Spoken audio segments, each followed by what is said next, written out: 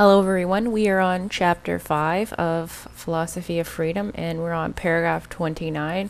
Last time I just finished reading the paragraph of 29, so I'm actually going to give the summary. And the summary for 29 is: thinking unites spatially and temporally disconnected percepts and shows their mutual relationships. However, I can't perceive how a percept proceeds out of the unperceivable, i.e., ideal relations, as only the conceptual relations between percepts can be known. Okay, so just to quickly go over paragraph 29, he starts off by saying red is connected with other percepts such as shape, having a certain temperature, a certain touch. This combination is known as an object, and then he asks what else is there in the space it can occupy. You can find mechanical processes, chemical processes from the object as it makes its way to you and your senses, your sense organs. You can find the same things as you examine the transmission from sense organs to brain. And in all these examples, you're gathering new percepts. But what connects all of that is the thinking. We cannot speak of anything that is not directly perceived. The way objects relate to the subject is purely ideal and can only be expressed by concepts. And so he mentions as well, critical idealism confuses the ideal relation, and in this paragraph the ideal relationship is what's happening between the object and subject. And the commonly held belief amongst critical idealists is no color without a color sensing eye cannot let me just phrase that again. They believe no color without a color sensing eye happens. But the reality is that cannot mean that the eye produces the color, but that there is an ideal relation, and that is recognized by thinking. And there is an ideal relation that exists between the percepts eye and color. Ideal relation just means the concepts. And what science has to do is just observe the properties of the eye and of color. What may confuse the readers here is when Steiner says the sentence, "I can trace how one percept succeeds another in time and is related to others in space, and I can formulate these relations in conceptual terms, but I can never perceive how a percept originates out of the non-perceptible." When I read that, I understand it to mean, when he says the term non-perceptible, I understand that term as ideal relations. As he was mentioning earlier on in this paragraph, he was talking about ideal relations. So when I substitute that word for because he can mean anything out of non-perceptible.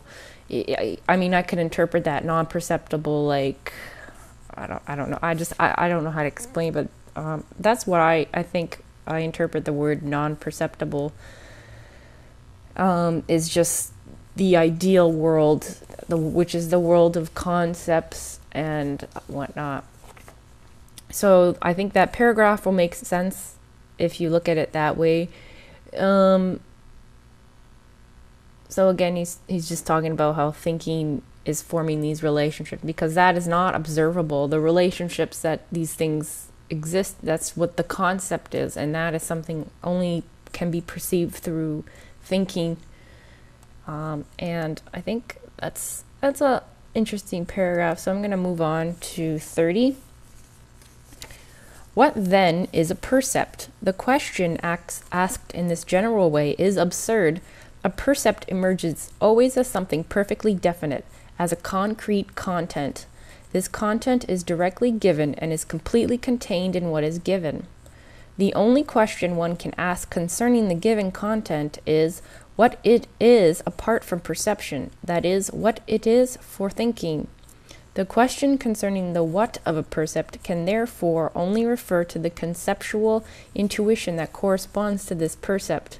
From this point of view, the question of the subjectivity of percepts in the sense of critical idealism cannot be raised at all. Only what is perceived as belonging to the subject can be termed subjective.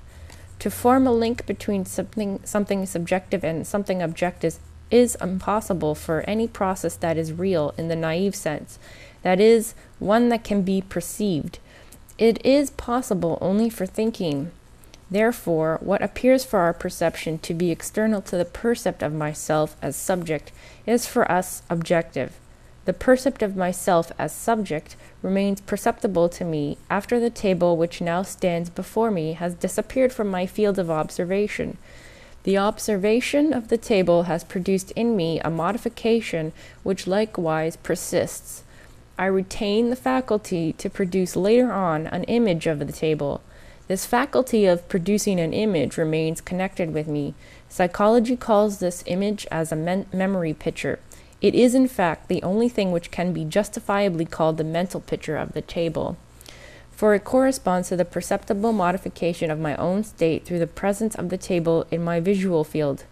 Moreover, it does not mean a modification of some ego in itself, standing behind the percept of the subject, but the modification of the perceptible subject itself. The mental picture is therefore a subjective percept, in contrast with the objective percept, which occurs when the object is present in the field of vision. Confusing the subjective percept with the objective percept leads to the misconception contained in idealism that the world is my mental picture. And we have 30 summarized as follows. The question concerning the what of a percept can therefore only refer to the conceptual intuition that corresponds to the percept, as a percept always emerges as something perfectly definite. The question of the subjectivity of percepts in critical idealism cannot be raised at all, as only what is perceived as belonging to the subject can be termed subjective. And so basically a percept, he says here, is the percept is a concrete content, like a bike. That's a percept, It's directly given. I can see the bike. I can touch the bike. It's there. We can all experience that. So that's what he means. Okay, so what Steiner is saying, the point he says here, the only question one can ask concerning the given content is what it is apart from perception. That is, what it is for thinking. Because a percept alone, it is, what is a percept? It's an object, but a percept doesn't have meaning until you have the corresponding intuition or the concept. And that's what he says in the following statement. He says, the question concerning the what of a percept can therefore only refer to the conceptual intuition that corresponds to this percept.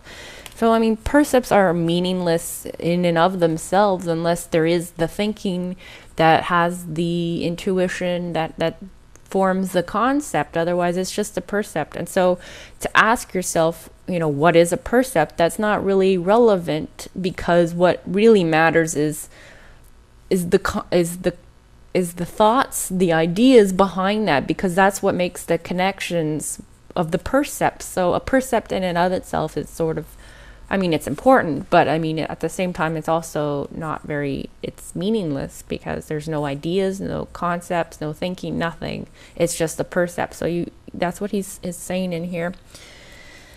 And then he again brings up the idea of what is objective again, and the term subjective. What's considered subjective, it was what belongs to the subject.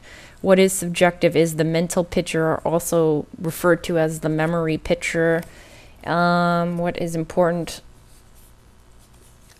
The mental picture is a subjective percept in contrast with the objective. For example, a table. And again, in critical idealism, what is confused is the subjective percept with the objective percept, and it leads to the misconception, which is the world is my mental picture. So those two are the main points. I will finish off there, and we'll finish off this chapter next time. Bye.